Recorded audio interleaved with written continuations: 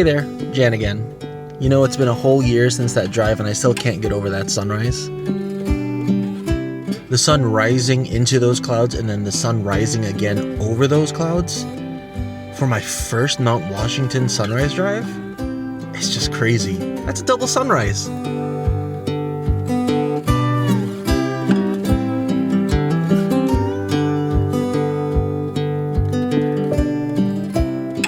The views over the observatory were amazing. I just wish I took more photos and videos.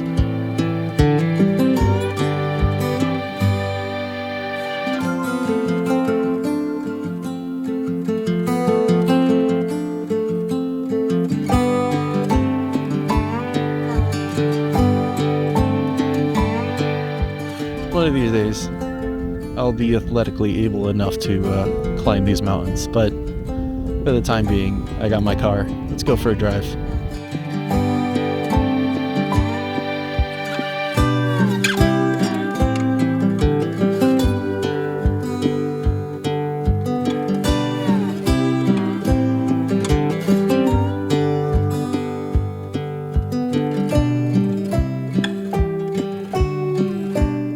Now that the sun had come up, the mountain really started to show its true beauty.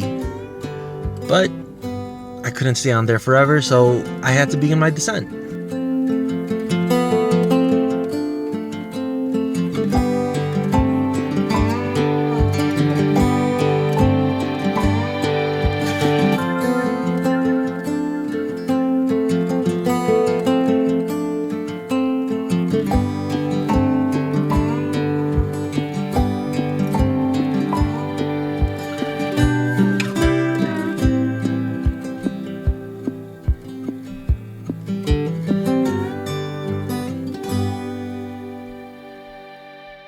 Going up the mountain in the dark absolutely had its own dangers, but going down, even in the daylight, had its own dangers too. You had to find that balance between braking and using your engine to slow you down by selecting a lower gear. You had to make sure that your brakes didn't overheat too much, but at the same time you don't want your transmission fluid to overheat, leaving you stranded in the middle of nowhere on the mountain.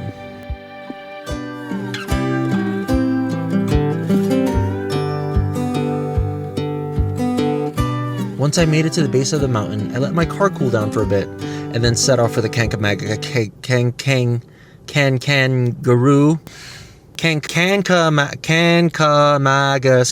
Highway.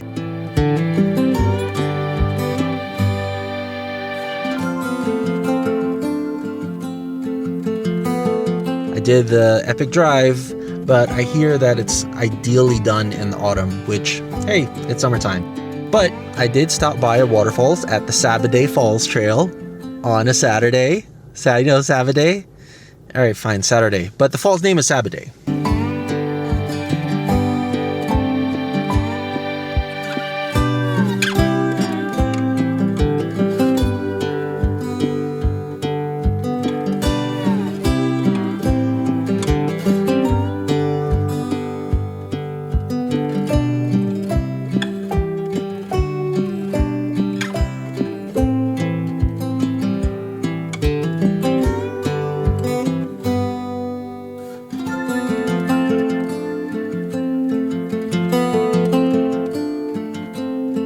I stopped into a supplies and provision shop just to grab a few things, and I headed back to camp to call it a night. There was no rush because I didn't have to wake up at 2, 3 in the morning again.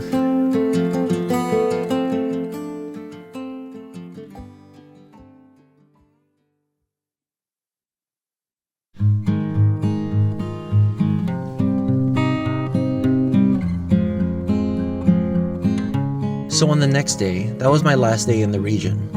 So I decided to just take a walk and take it easy, and just to explore the campground that I was staying at, the White Lakes Campground.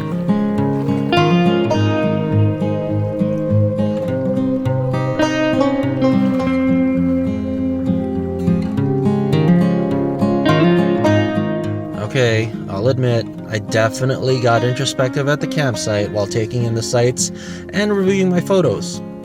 But I mean, come on, how can you not? I'll let past Jen take it away from here so you could see what it was like at my campsite.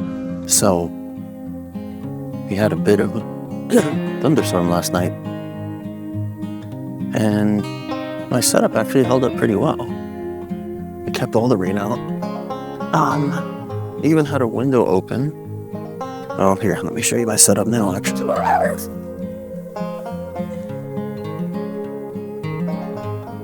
So car tent going over the rear door.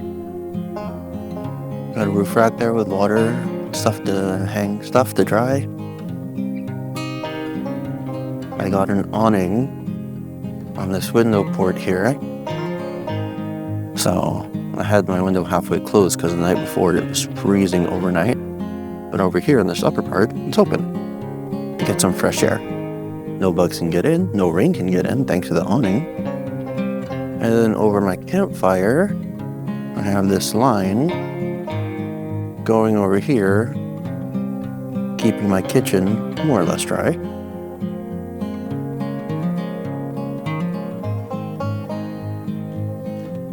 Provided table. But let me show you my favorite part. So, from the camp table, got this right here. Just gotta be careful where you walk.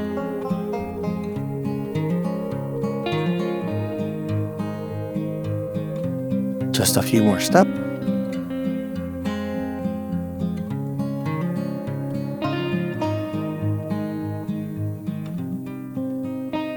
Hey, here's the lake. Here's the lake.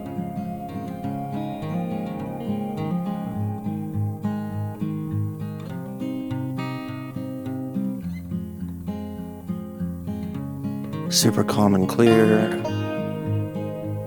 Looks like there's some weird stuff in the water from last night. But let me tell you, when I first got here, this water was so clear, and I took a few steps in it just to see how deep it was, and it is super shallow. This campsite is something. If you go down this road right here, it'll take you to like a beach. There's tons of mushrooms growing here. I'll show you what I mean by like tons of mushrooms. I've seen so many different types of mushrooms just growing freely everywhere. This guy right here, and then not too far from it, you got these. This poor guy got upended. This trip has been one for the books. Between getting a nail or a screw in my tire and having to change a tire on the fly, to learning how to plug it, to waking up at 2 in the morning at a campsite and you're trying to be super quiet, making sure you don't wake everybody up. And then driving up a mountain at like 4, 5 in the morning, even before the sun is up. I think I like this trip. I think I should make this a yearly trip. Every step of the way was beautiful. Let's pack up, have some breakfast, and let's get on home.